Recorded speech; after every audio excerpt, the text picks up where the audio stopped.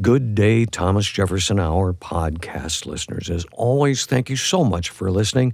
We so appreciate it. And to get it out of the way, go to jeffersonhour.com for all sorts of information about the show and for ways to support the Thomas Jefferson Hour if you have the means and the desire to do so, and we so appreciate that. You can also find listings of upcoming events of Clay's, including his online courses, his cultural tours, and his books.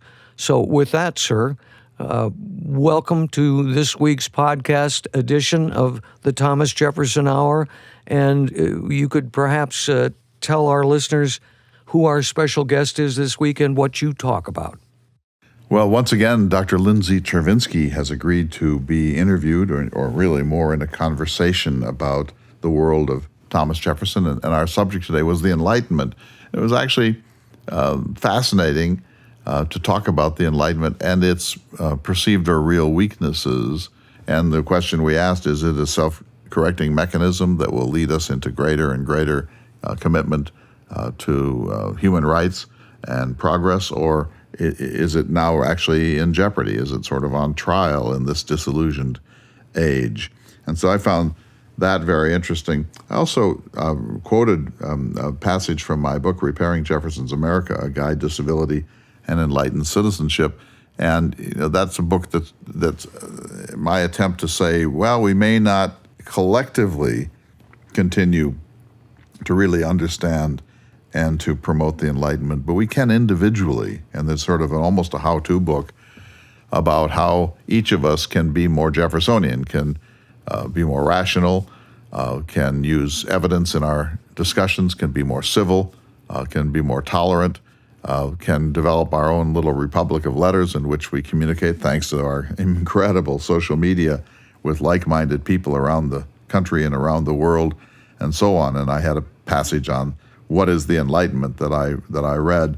And it just strikes me, whenever I think about the Enlightenment, I'm thrilled. I'm thrilled that this thing happened, that at a certain point in the history of Western civilization, when the Middle Ages had ended and the Renaissance and scientific revolutions had sort of gotten working, then along came this massive dissemination machine that we call the Enlightenment. And Dr. Franklin created the American Philosophical Society in 1743, the same year that Jefferson was born, and it was dedicated to the dissemination of practical knowledge, that the idea was to ameliorate the condition of humankind, to make life more comfortable, less onerous, more rational, more reasonable for the great mass of people, from lending libraries to lightning rods.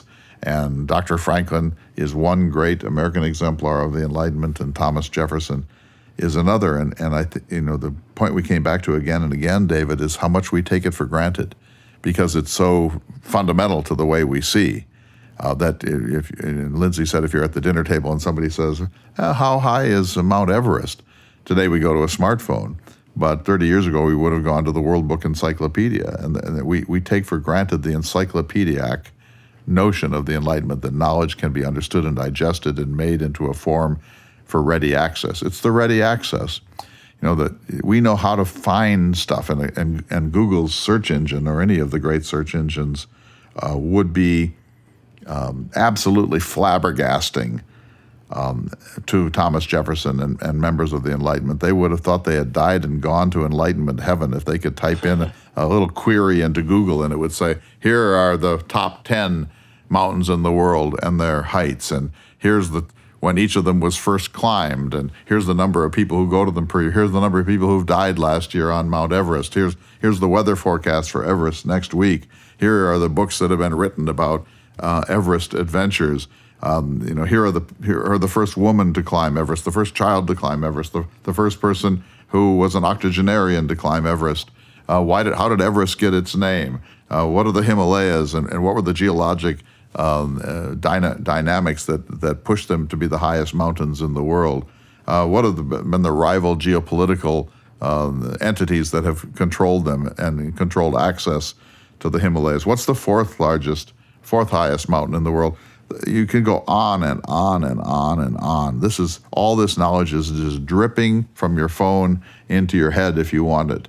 And that's to the Enlightenment, that's to the Encyclopedia, what the Encyclopedia was to the book of Genesis. Just an explosion of organized human knowledge. And the second part of that is the application, that now that we have that knowledge, how can it improve the lives of average human beings here and elsewhere? And so it's breathtaking. And I don't think we ever can say enough that's positive about that movement. You and I are both old enough to remember how important having the Encyclopedia Britannica or the World Book Encyclopedia was during our youth. But in the show you mentioned its counterpart nowadays being Wikipedia. So I'll pitch for them too. I go to Wikipedia nearly every day, and today I got a request for a donation, and I'll tell you, every time they request it, I respond, and people should. Even in a small way, it makes a huge difference. Yeah, I think there are 4 million entries in English alone. Forget Swahili, forget French, forget Portuguese, forget Russian, forget Mandarin, Chinese, or Vietnamese, but there are 4 million entries. And I think that at its height, Encyclopedia Britannica had around 50,000 entries. Now you have 4 million. And I would urge anyone who's listening, and I know there are critics of Wikipedia, and everyone should be a little cautious, but I urge anyone who's listening to pick some completely random and obscure topic, whatever it might be, the history of lipstick, or when were the nose rings in pigs first introduced? Pick something that's arbitrary, picayune, minor, random, and you will find a reference in Wikipedia to that. And plus there is usually a bibliography, so that if you don't trust what you see, you can take it to some of the references and check them out. There's no day in my life, if I'm not climbing some hill somewhere or canoeing on a river somewhere, when I don't consult Wikipedia, and I don't share the anti-Wikipedia righteousness of some academic circles. Clearly, you want to be very careful in what you examine on Wikipedia, as you would be in any encyclopedia or any digest of knowledge. But it's actually been shown that it is as accurate and sometimes more than most of the published encyclopedias of the world. I was just going to say, you're talking about looking for obscure things on Wikipedia, and actually, you can look up the Thomas Jefferson Hour on Wikipedia. With that, sir, shall we go to the show? Just to say, the Steinbeck cultural tour for next March still has a few places, the 2 winter encampments at Lochsaw Lodge, one on Dickens. I've been rereading Dickens and just having a thrilled time doing it, David. And the other is on winter in the Lewis and Clark expedition. And then there's Cuba, and in the summer, back-to-back Lewis and Clark trips on the Wild and Scenic Missouri and up on Lolo Trail. And then we're going to France next October, so people can start to look for that. We're going to have a magnificent time in France. It's all pure joy, and we so appreciate that. Also, courses, the Aeneid course is already underway, but the Constitution course for November will be looking at the Constitution as we move forward. If we revised the Constitution as Jefferson suggested, what are the flashpoints? What are the areas that we would want to either clarify or reaffirm or remove, given where we are now as a civilization? It's not a question of whether we can do a constitutional convention. That's probably madness. But the question is, if rational people tried to do one, what would be the things that we need to address? How could we make this, as they put it in the preamble, a more perfect union? So you can find out about all of that in my books and everything else at jeffersonhour.com. Let's go to the show. Good day, citizens, and welcome to the Thomas Jefferson Hour, your weekly conversation with or about President Thomas Jefferson. I'm your host, David Swenson, here with the creator of the Thomas Jefferson Hour, the noted humanities scholar and author Clay Jenkinson, and today we once again welcome Dr. Lindsay Chervinsky, a noted historian of early America and the author of The Cabinet, George Washington and the Creation of an American Institution. She is currently a scholar in residence at the Institute for Thomas Paine Studies at Iona College and a senior fellow at the International Center for Jefferson Studies and teaches at the School of Media and Public Affairs at George Washington University. And also, Lindsay, you co-host a podcast, The Past, the Promise, and the Presidency, and publish a newsletter titled Imperfect Union. Welcome back, Lindsay. So good to have you here with us. Thanks so much for having me back. I have to mention your latest Imperfect Union blog, which is sort of a provocative title, quote, Why the Framers Never Intended is Garbage. It was a very interesting blog. You started by saying, in the last few months, an increasing number of politicians have made arguments that start with, the founders never intended. This sort of struck a nerve in you, didn't it? Yeah, that's been frustrating me for a while. And usually I respond with some sort of snarky joke online or, I'm dismissive. But then I realized that was perhaps being unfairly elitist of me because not everyone has spent the last decade studying the framers and wouldn't necessarily know why that phrase is very problematic. So I set about explaining it as accessibly and directly as possible. It's a short but very interesting read. And do you want to tell people how they can subscribe to your blog before we get into this week's conversation? Sure. So if you go to lindsaychervinsky.substack.com, and Chervinsky is spelled starting with a CH, you can sign up and it will send you a monthly email with the essay and then a recap of other podcasts and episodes and articles and whatever I've been up to. It's only ever once a month and it is free. I am a happy subscriber. Lindsay, the last time you and Clay spoke, you both agreed to have a discussion about the Enlightenment.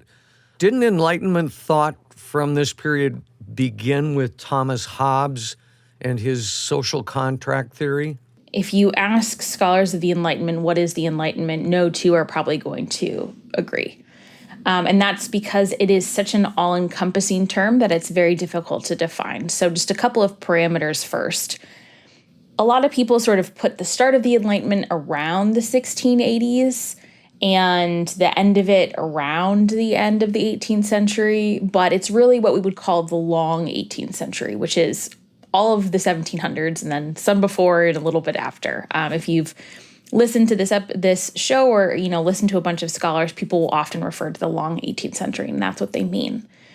And the Enlightenment is a series of interconnected and evolving developments that include a increased focus on rational thought, a decline in mysticism as a driving force in society. This is not decline in religion, but a decline in sort of an approach to the world that is based in sort of superstition and inherited themes, and a increase in applying that rational thought to daily processes, especially in terms of bureaucracy and the government. That's kind of hopefully a helpful overview and a good place to start. So let me agree with all of that, of course. And I'm going to read just a bit from my book, Repairing Jefferson's America, in which I asked myself, what in a nutshell is the Enlightenment? So here goes. Reason, reform, rationality, a belief in human progress, science, and for many, the perfectibility of man. Taxonomy, classification of plants, animals, minerals, the periodic table, library classification systems, the varieties of humankind, the constituents of the air, classification of the world's languages, encyclopedias, almanacs, and digests of knowledge, separation of church and state, Thomas Paine's The Rights of Man, coffee houses, salons, and the second great age of exploration, Captain Cook in Tahiti to observe the transit of Venus, Benjamin Franklin seeking to protect Cook from naval interference during the war with Britain, Alexander von Humboldt's detouring to America to meet the great Jefferson and get his copy of Notes on Virginia signed, Dr. Johnson's Dictionary of the English Language, the invention of the noble savage, the termination of biblical literalism in the quest for the historical Jesus, penal reform, the birth of the magazine, Robinson Crusoe and Gulliver's Travels, the birth of geology, the Longitude Prize, Herschel's discovery of Uranus, the belief that behind every phenomenon there is a simple law of gravity that we need only discern and then apply by way of reform. A couple of themes that stand out to me in that description. So one, sort of the concept of applying rational thought and investigation in a scientific manner to all aspects of life, which led to things like geology and the periodic table and trying to better understand evolution and the scientific world around us. And then there are also a number of developments that have occurred in this time that are both fueled by and fuel this Enlightenment thought. The rise of university centers as a place to train professionals in the sort of more efficient things that we're talking about, but also as centers of thought to continue to develop these ideas. The rise of coffee house culture, which we've talked about on previous episodes, that are places where people can discuss these ideas, but also then spread them. The rise of printing and the decreasing prices of printed goods such that more people have access to these things. And then, of course, the role of religion. And we would be remiss if we did not mention that I think one of the key factors in making the Enlightenment possible is the fragmentation of religious life. So Reformation is essential in that there's no longer one religious voice. There's no longer only the Catholic Church. And now there are people who are intentionally questioning what is the right way to practice religion, what is the one true religion, and digging into the origins of religious life and religious texts. And once you start asking questions like that about religion, you're going to ask questions about a lot of different things. So those, I think, are some of the driving forces that fuel this process, that address a lot of those different developments and discoveries that you mentioned. We take some of this for granted. For example, the Encyclopedia. Today we have Wikipedia with more than 4 million entries in English alone. Diderot decided that he would try to digest all human knowledge. If humans knew it, he wanted to find a way to digest it within a set of volumes. That notion that we could organize information and that we could make it available in an organized way, alphabetically, for example, and that we would strive to write with clarity and with a certain reformist agenda about absolutely everything. That's a central feature of the Enlightenment. And Diderot, the great French philosopher who was the editor of the French Encyclopedia, said, all knowledge must be recast. Every institution, every habit of the heart, everything that humans do, every idea must be examined and challenged using only the light of reason and a belief that humans are capable of some level of perfectibility. And so there was kind of a progress agenda to this too. Jefferson, the minute he learned of the French Encyclopedia, got a copy of it at enormous expense. And then there was a revision of it in his lifetime, and he got copies of that too. And he actually bought one, Lindsay, for the University of Virginia. But the readers had to actually at some point say, hey, now that you have to actually deliver it. You can't keep it at Monticello endlessly, because Jefferson had it at Monticello, and he was reluctant to carry it down the mountain. So the Enlightenment has a certain passé quality to it now that it feels a little clunky and pedestrian and prosaic and retro, but it certainly didn't feel that at the time. You're right. And I think a great way to start is, next time you're sitting down at the dinner table or you're out to a meal and a question comes up that you don't know the answer to, think about what it would be like to not be able to pull out your phone and Google it, and instead have to either go to your encyclopedia or to write to someone to get an answer or to try and find the answer in some other sort of text. And that accessibility of knowledge was such a revelation when it started to become available, but we have taken it for granted because of the internet and our smartphones that are, these wonderfully complex computers that we carry around. And as a result, it quite literally has started to evolve the way our brains work. We no longer hold on to information in the same way that people like Thomas Jefferson or John Adams did, because we don't have to. We don't have to memorize things in order to hold on to them. We can just Google them. So I do think it has shifted our relationship as a society with knowledge and facts because we no longer prioritize having that information at our mental fingertips, because instead we actually quite literally have it at our fingertips. In 1400, people regarded air as air. It's out there, you breathe it, that's all you need to know, it's air. But in the 18th century, people began to ask, well, are there constituents of air? Are there different things that we call collectively air? Joseph Priestley figured out oxygen. He did a series of simple experiments, and he was able to separate out oxygen from nitrogen and other elements of the air. And so he began the classification of the constituents of air. Discovery, we have helium and we have hydrogen and we have oxygen and carbon dioxide and so on. He was the one who set us down the path of being able to not only distinguish these different elements, but then to employ them, to use them for human applications, for progress, for science, for industry. And it's wholly admirable. Or take something as simple as the clouds.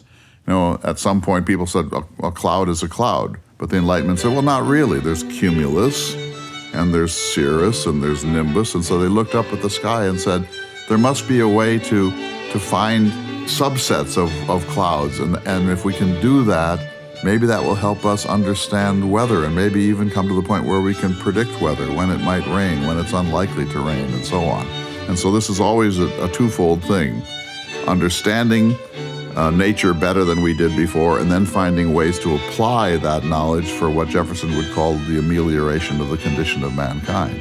And for me, that's breathtaking. The story of how oxygen was distinguished from air is one of the great stories of Western science and the Enlightenment, and the fact that Priestley was a friend of Jefferson's and that this didn't happen until the 18th century is amazing. We'll return to this conversation in just a moment. You're listening to the Thomas Jefferson Hour. Welcome back to this special edition of the Thomas Jefferson Hour. Lindsay Chervinsky is with us. We're always so glad to have you with us, Lindsay, and you bring a wonderful, fresh perspective to what we're trying to get at here at the Thomas Jefferson Hour. We're talking about the taxonomies and classifications of the Enlightenment, from Linnaean classification of plants and animals to the constituents of air or clouds.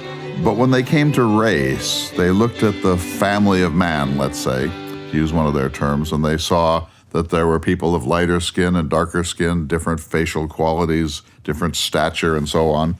And this is one of the areas where the Enlightenment is most contested and criticized today. That's right. A good place to start is understanding sort of the shift in thinking about science and races and different breeds of animals. And previously, of course, most of the handed down language was that God had created all the species, and they were created as they are today. And when that knowledge started to be challenged, they were, Charles Darwin is, of course, most famous for this, but trying to understand how evolution, how species evolved, how there was this development. And in some ways, that produced really extraordinary science when we're looking at understanding how, cows and pigs and sheep evolved from various different things.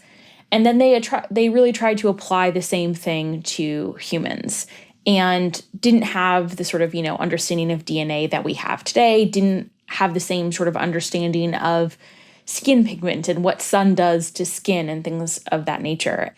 So many of these ideas were sort of pre-shaped by prejudices that already existed.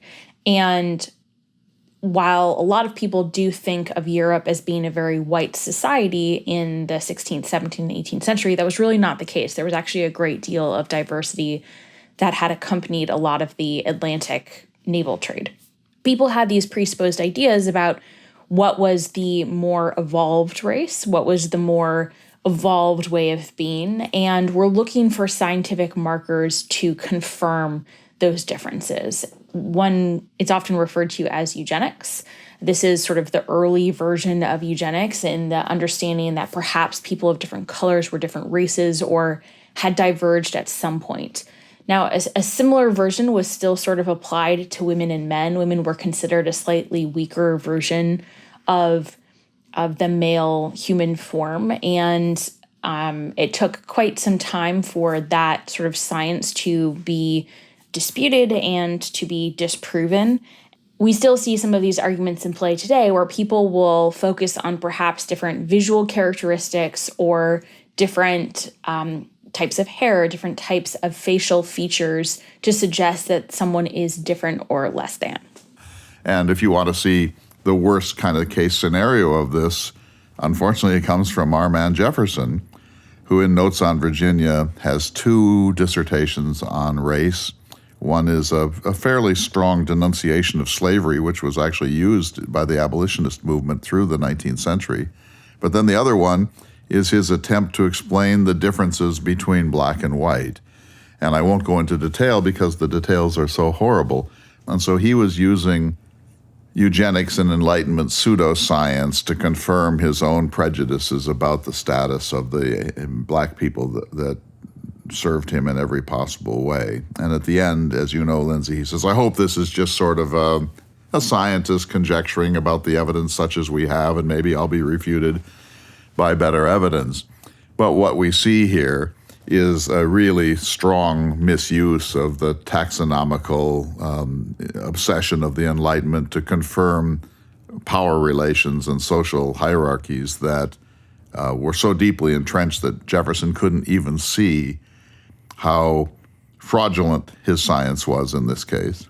And there were real implications for the lack of full understanding of how this science worked. So, for example, a lot of the populations from Western Africa had a certain element of immunization against diseases like malaria and yellow fever because they had either inherited it from their mother or had already experienced these diseases.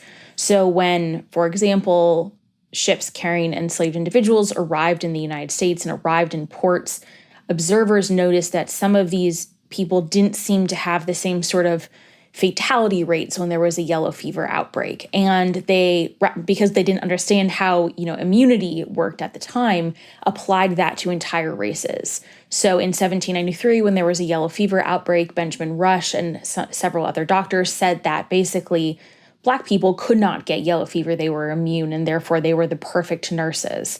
And that was obviously wrong.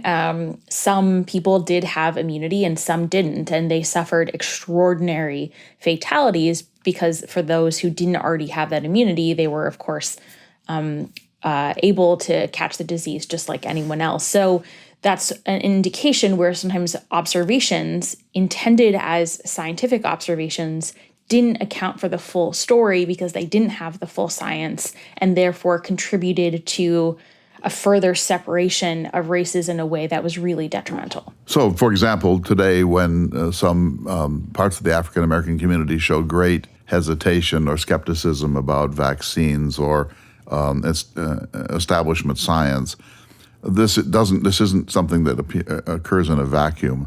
There's a long history of the misuse of science with respect to race and a willingness to use peoples regarded as less valuable somehow as subjects of scientific experimentation, or in this case, frontline workers in the 1793 yellow fever outbreak.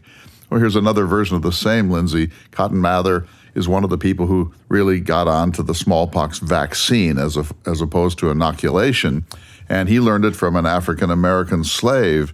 But and we now think we know that there was an understanding of some sort of vaccination in Africa and in the Middle East during this time, long before this time perhaps.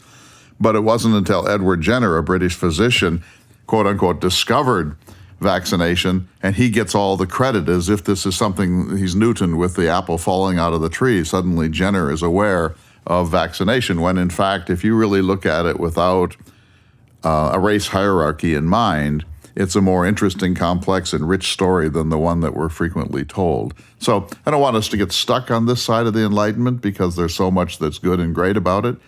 But I do think that the people that are now critiquing the Enlightenment have good and adequate reason to show skepticism about some of its pronouncements and some of its supposed scientific and political breakthroughs. Earlier, Clay, you talked about how all of the things we take for granted in I think both of you mentioned, the fact that we can pick up our phones and have an encyclopedia in front of us instantly. I'd kind of like to pull the two of you back a bit and, what effect did the Enlightenment have on the average citizen? I know we're talking about scientific issues that were attempted to be resolved through the Enlightenment, but there was also religion. What sort of effect did Enlightenment thought have on the average citizen? Well, let me quickly give one statement, and then Lindsay can take it deeper. One of the areas where the Enlightenment didn't always agree is religion. You can't say the Enlightenment was secular, although we privilege the secular side of the Enlightenment and separation of church and state and so on, all these things that were born effectively from the Reformation. But there was a very wide variety of ways in which different nations and different philosophers, different Enlightenment figures addressed the problem of religion. But here's the problem of religion. Some were very devout, some were Catholic, some were Protestant, some were deists. They're all over the map, but they all were facing the same issue, which is if we're following Diderot's path of re-examining everything, and we start to re-examine the central tenets of Christianity, what should we do about the Trinity? What should we do about the virgin birth? What should we do about the miracles? What should we do about the healings? What should we do about the apocalyptic elements? Should we try to exempt them from rational inquiry? Shall we rethink them and metaphorize them in some way so they don't have to be taken so literally? Or here's what's Jefferson's approach, let's simply dump them. Let's take the parts that don't stand up to reason and good sense and science, and let's just dump them. And then we'll focus instead on what's left. And for Jefferson, what was left is the life and achievements of a human being called Jesus of Nazareth. And for him, that was enough. But remember, he kept this very, very quiet, even secret, because the answer to your question, as far as I'm concerned, David, is that the mass of people were untouched by the Enlightenment, except very indirectly. And their belief systems, their habits of the heart, their ways of going about daily life were benefited by the Enlightenment, say printing or meteorology or access to information in an unprecedented way, or scientific instruments that began to help us understand nature. But this was very indirect. If you're connecting the dots, the average person living in rural Tennessee or rural Georgia or rural Vermont would have had a very slender connection to all this high-minded thinking that was going on with people like Benjamin Rush and Thomas Jefferson and Abigail Adams. But there was an attempt to reconcile science and religion. That must have affected most folks eventually. Well, most people just either rejected all of this or were, I think, largely unaware of it. But, to the extent that Jefferson was known to be a secularist of some sort, a deist or maybe a free thinker or maybe an atheist, that was a very live political liability for Jefferson in most American quarters. I think a helpful way to think about this question is that most Americans, and I think most Europeans as well, would have had their lives impacted in various different ways, but they wouldn't have necessarily known that it was because of this thing called the Enlightenment. People who were philosophical thinkers and political theorists, they knew that this thing called the Enlightenment was going on, but most people did not. However, as you said, they had more access to printed materials. Now, maybe they weren't reading them themselves, but they, as we've discussed, they were, hearing them or sharing them at coffee houses or taverns. They probably benefited from some better understanding of seasons and weather and farming implements, and that information affected their ability to provide for themselves. To be sure, religion still continued to dominate most of the local society and shaped their interactions with hierarchy. Religion was sort of the base hierarchy for society most of the time. But the different types of religions, the ability to participate in things like the Great Awakening, were increased by this diffusion of knowledge. The concept of, going to university and becoming a doctor, that was something that some people could do, and then they would maybe benefit from those increased skills and knowledge of the doctors that had been trained in places like Edinburgh, which was a center of science and medicine. So I think there are a lot of aspects of their life that were touched by it. They just didn't necessarily know that that's what was happening. Yeah, trickle And down. in terms of the science and the religion piece, I think that Americans accepted the science when it suited them, and Europeans did as well, and they sort of cubbyholed the religion when it suited them too. And to be honest, we still do the same thing today. There are a lot of things in the Bible that have no scientific basis. And in fact, science would suggest that they are impossible, like an immaculate conception. And yet we still have an incredibly devout religious population, or parts of the population are religious. And so we as humans are really, really excellent at picking and choosing what we want to bring into our minds and then what we don't. And if anything, I think that continuing conflict is perhaps one of the greatest legacies of the Enlightenment. I'm kind of at a disadvantage here because the two of you know so much more about this. So I want to ask a couple of questions. In particular, when I think of the Enlightenment, the phrase social contract comes up. Now, my impression is that this was sort of a new concept, that you could even question the relationship between the public and the government. Am I wrong in that, Lindsay? Well, there had always been pushback. Otherwise, we wouldn't have, had revolutions and governments that fall over the course of human history. But the idea that you should be thinking about what the political structure of the relationship should be, what the balance of power should be, what the sort of leader owes to the American people. Now, of course, that had always sort of been intuitive. If there was no grain, for example, then it was expected that your local elite or your local leader would be generous and would help provide food to keep people going in times of famine or in times when crops had done poorly. But there wasn't that same sort of, I think, political theory behind it, and that was perhaps what was new. And fueled by the increasing study of these things and the increasing professionalization of the state, especially in Great Britain, there was an increasingly professional state apparatus. And the idea was that it was supposed to get better and do better and therefore provide better for the people, which if it then didn't, inherently brings the question of what is the purpose of this state. So there was, I think, an evolution of this concept, an evolution of this idea, and it with so many of these things fueled further questions. It goes to Diderot's mission, which is everything must be reexamined. Everything must be explored using reason and a sense of the rights and dignity of humankind.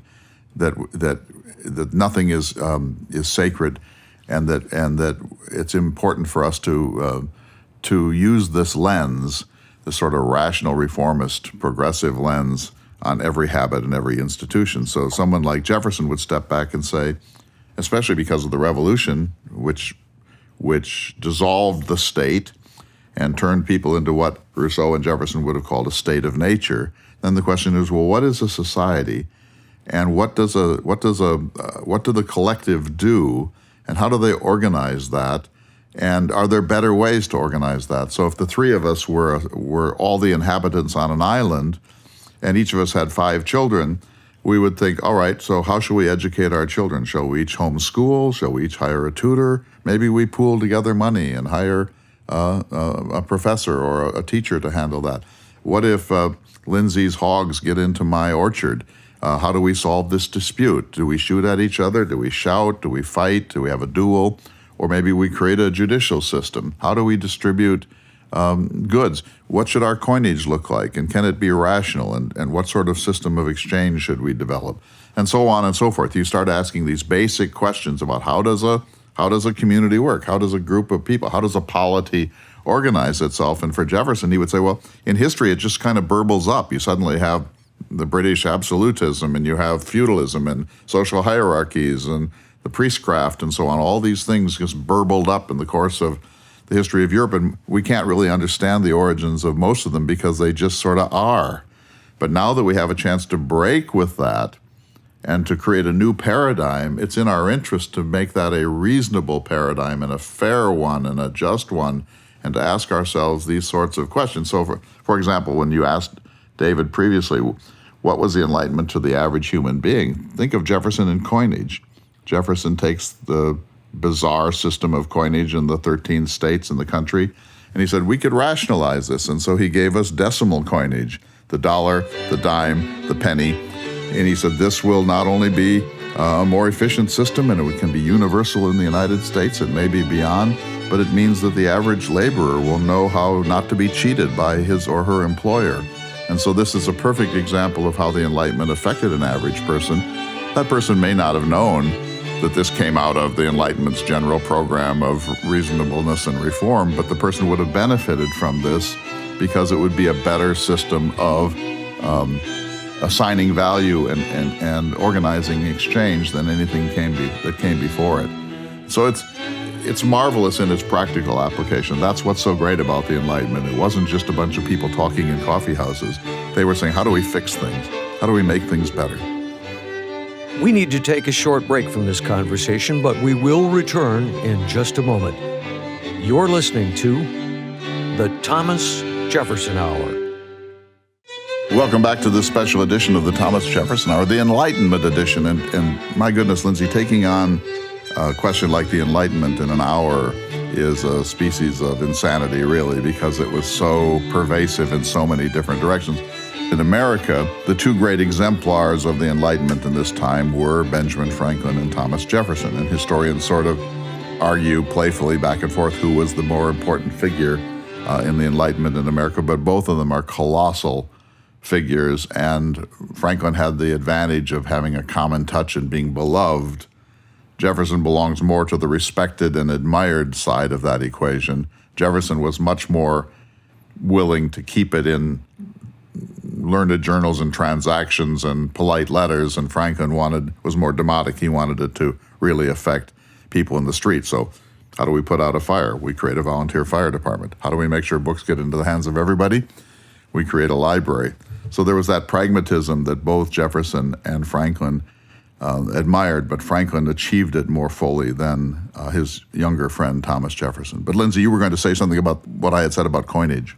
Well, what I wanted to actually say when you were talking about what does a society owe to one another and what is the purpose of a society and what are the limitations and benefits of a society, when we think about what the Enlightenment means today, and you had, commented that it feels sort of stuffy and it feels sort of outdated, that question of what is a society and what do people owe to one another is actually, I think, the biggest question we're facing today in the midst of a global pandemic. And there is continuing debate over what does a society require in order for people to get along with one another? What does a society require in order to survive? What are the benefits and drawbacks of living in a society?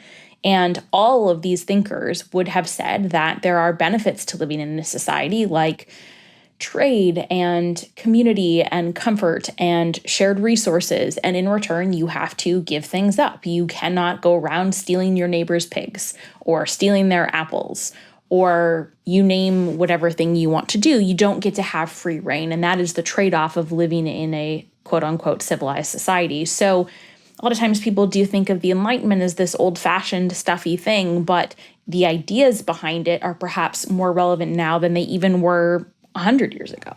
So let's say Lindsay is driving later today, and she's pulled over by a bad cop who decides that she has a taillight out or that she didn't make a full stop at a stop sign.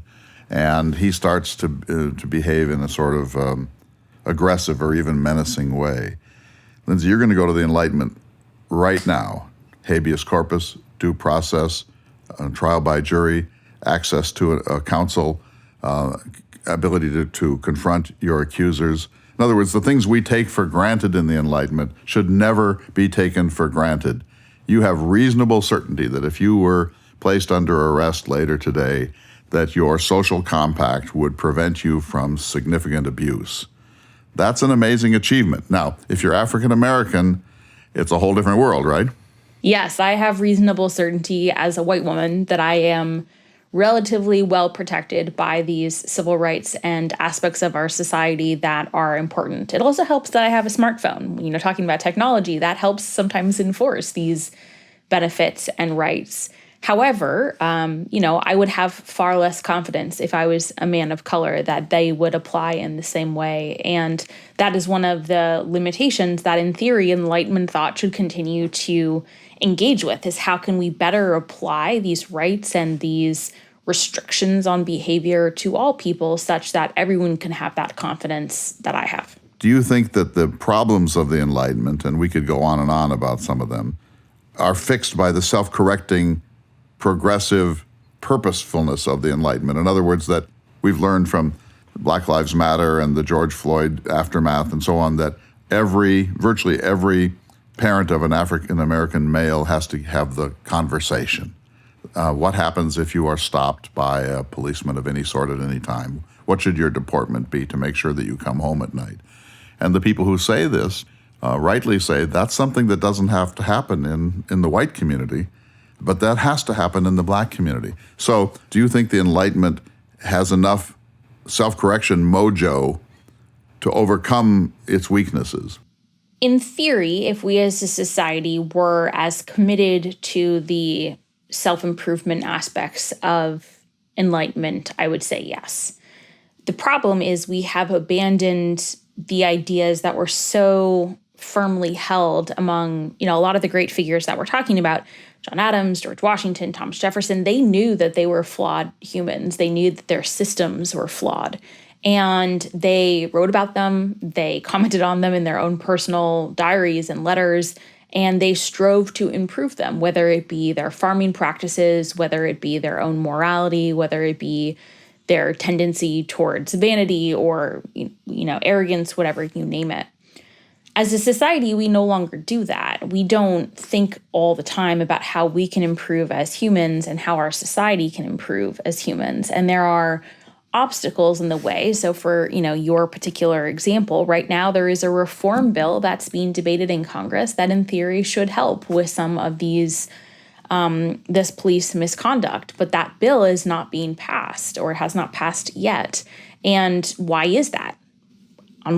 Part of it is a political configuration. The police unions are very, very powerful and can put enormous pressure on politicians to not adopt certain measures. And part of it is that some people maybe don't care enough. And so I think that in theory, in a vacuum, the Enlightenment thought and the process behind the Enlightenment thought should be able to help resolve some of these things. As Hobbes said, life is nasty, brutish, and short. And while our lives are longer now and we have more comfortable dwellings generally and, better sewage and all that, I still think it's quite brutish. It can be at times brutish. I don't intend every episode to say that, humans are terrible and society is terrible. I do feel like I'm starting to establish a bit of a pattern there. But I guess I have sort of John Adams or Alexander Hamilton's view of the world that humans aren't so great and we do stuff well in spite of ourselves. So that was Lindsay Chervinsky's last appearance on the Thomas Jefferson Hour. She's now admitting that she's a crypto Hobbesian at heart, maybe an Augustinian. I really appreciate the fact that you've sort of drawn this back.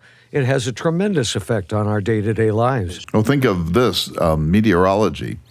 So you can go to your phone app now and look at the weather in your zip code for the next week or month, and you have reasonable certainty that that's the weather that you're going to get. I have a phone app that's the top of a huge industrial scientific pyramid of meteorology. And guess who was one of the fathers of meteorology? Thomas Jefferson. Took down temperature twice a day, the wind, precipitation, cloud cover, and then he got Madison to do it, and he got Meriwether Lewis to do it, and he's always badgering all of his friends to do it because Jefferson said, think about it, folks, if we have comparative weather data from all over, the day may come when we can actually come to predict something about weather and learn something about climate, and we have. I mean, it's infinitely better today than it was when I was a child, and Jefferson would have just marveled that you can go to your smartphone and see what the weather's going to be like next week, Tuesday. Think about people in hurricanes. Today, we know a great deal about a hurricane. We can predict, we can allow Houston or New Orleans to brace themselves. It breaks down from time to time, but it's an Enlightenment achievement of extraordinary importance to daily life for human beings. Well, let me ask, Enlightenment is so great, and yet there are some blindnesses. Abigail Adams writes to her husband and says, I long to hear that you have declared an independency, and when you do, I hope you will remember the ladies. And she wants to see the rights of man tradition extend all the way across the gender line, and she's serious about it. He didn't understand how serious she was, but she was. Meanwhile, Mary Wollstonecraft is writing in England and saying, so what, this is going to be about white men? What about women? What about black people? What about slaves? What about people from other cultures?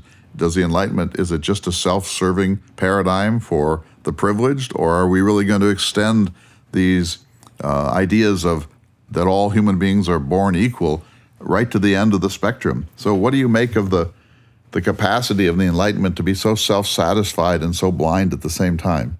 Well, isn't that sort of the great question of the age that we study, that people could speak so eloquently and advocate so beautifully for the rights of some and not see the limitations in their behavior or their, ideas. I mean, even, John Adams is a great example. So his letters with Abigail are remarkable. And while he didn't think she was totally serious, there is a great deal of respect and even, I dare say, equality in their correspondence, in that she was the financial manager for their relationship and was in charge of all of the speculating in the land purchases and everything. And he acknowledged she was better at it. And yet, when Mercy Otis Warren criticized him, he said, history is not the province of the ladies, and something I defy on a daily basis. And so, it gets back to the concept of human behavior. Is ideas are really great, and sometimes they meet the reality of the situation. And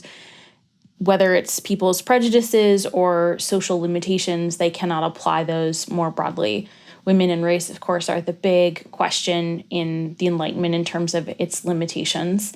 But even things like class are important as well. At this point, people are starting to talk about the importance of education and an educated citizenry. The concept of schooling is obviously one that Jefferson toyed around with a great deal. The concept of whether there should be public schooling that was available to those who were less well off or came from a less wealthy family started to be really considered, recognizing that education was the key to success and participation as a more involved citizen, and started to try and find ways to provide that for white boys. So, there's these ideas that, even those who are born without some of the privileges should be included in this, and yet it isn't applied, and it is one of the great frustrations. Both of you have talked about the Enlightenment today, and this movement goes back centuries, the creation of this kind of thought.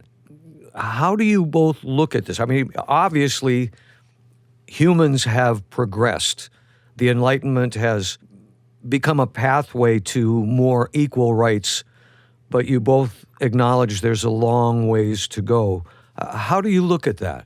I look at it with great optimism, while acknowledging the weaknesses, blindnesses, and failures and prejudices of the Enlightenment. And sometimes it's shallowness. I think it's the best thing that ever happened to humanity. Sometimes it's 4 steps forward, 2 steps back. Recently, it's felt like 1 step forward and 4 steps back, but it keeps lurching forward into wider and wider ways. And I think that there's for all of the critique of the Enlightenment and all of the things that we can find fault with it, that there's no turning back, and it is actually going to solve the problem. I'm with Jefferson. He said, some sooner, some later, but eventually all people in the world will enjoy due process, habeas corpus, trial by jury, and other basic human rights like these. And so I feel very optimistic, but quite momentarily disappointed. What about you, Lindsay? I love your optimism. I'm going to replay this segment for myself whenever I'm feeling a little bit despondent, which at the moment is fairly often. I agree that you can't put these ideas back in the bottle. I fear that, at least as a society, actually, no, I think there's a lot of this going on across the world. There is a reversion on certain things. There is a rejection of scientific thought and expertise, a return to mysticism, which one might consider to, conspiracy theories, things of that nature, a rejection of progress, an attempt to diminish voting rights. For example, this is sort of circling back to the beginning of our conversation, the post that I put out this week about what the founders intended, I gave examples of the things that they were concerned about. And primarily they were concerned about, the sanctity of their territory, whether or not Great Britain or France or Spain was going to invade, whether or not the country was going to be split into factions, the possibility of a violent enslaved uprising. They were not concerned about climate change. They were not concerned about any number of other things that we were focused on today. And someone commented they were very upset that I had mentioned climate change because in 1804, there had been a giant hailstorm in France. And so therefore, climate had always changed, which, yes, that is true that climate does change, but that is a rejection of science. Science has demonstrated that these changes are with good reason and they happen for a purpose. And at this point, the science is irrefutable, and the only people who are refuting it are doing so for political purposes. And so I hope that the Enlightenment ideas that we've discussed, that, you and I are obviously huge believers in, and in some ways our life's work is a dedication to those ideas of trying to improve and understand our knowledge and better our society's knowledge, which is sort of a core tenet of the Enlightenment. We have seen an increase in authoritarianism across the globe, and yet a new generation is actually really pushing back against that. And when I engage with students, when I engage with activists, when I hear interviews with activists across the world, I am hopeful that the democratization that technology can offer will actually provide an avenue through which this newer generation can help the Enlightenment live on. I'm so glad the two of you have joined in optimism to bring this conversation to a close. Before we go, again, Lindsay Chervinsky, her book, The Cabinet, George Washington, and the Creation of an American Institution. I think that's how we first met you, was talking about that book on this program. Do you have anything coming up that you'd like listeners to know about? Well, for those listeners who have not already read The Cabinet, the paperback will be available in February 2022. Very excited about that. And the hardcover is available anywhere that you like to buy books, whether it be online or at your local bookstore. And you can find out more about Lindsay and her work at jeffersonhour.com. How about you, sir? Yes, two things. First of all, Jefferson wrote a letter, several versions of it later in life, in which he said the fact of the book means that tyranny is on the wane and liberty will rise, because books can be smuggled across borders. And the portability of books means when people read The Rights of Man by Thomas Paine, or read the Virginia Statute for Religious Liberty, or read the American Bill of Rights, they're never going to be okay until they achieve those rights. He said maybe it's oceans of blood before we get there, but we will get there. And the last letter that he wrote, the last of his 26,000 or so letters, just a few days before his death, to Roger Waitman of D.C., said, "All eyes are open or opening to the rights of man. The gradual spread of the light of science has already laid open to every view the palpable truth that the mass of men were not born with saddles on their backs, nor a favored few booted and spurred, ready to ride them legitimately by the grace of God. Let that be the ground of hope for others." That's the creed of Jeffersonian optimism. That's what we have to continue to fight for. We aren't there yet, but we're on the path, and we must never give up. Thanks to Lindsay Chervinsky. Always a delight to have you with us. We'll see you in about 3 or 4 weeks for another of our conversations. But meanwhile, thanks, everyone. We'll see you next week for another exciting edition of the Thomas Jefferson Hour. The Thomas Jefferson Hour is brought to you each week by Dakota Sky Education. The program is distributed nationally by Prairie Public. President Thomas Jefferson lived from 1743 to 1826, and this program presents his views. President Jefferson is portrayed by the award-winning humanities scholar and author Clay S. Jenkinson. To obtain a copy of this or any show for a $12 donation, please call 701-575-9999. 0727. This program is also available online at jeffersonhour.com and on Apple Podcasts. If you'd like to correspond with President Jefferson or submit a question for him to answer on the program, please visit the website at jeffersonhour.com. The Thomas Jefferson Hour is produced at Makoche Recording Studios in Bismarck, North Dakota.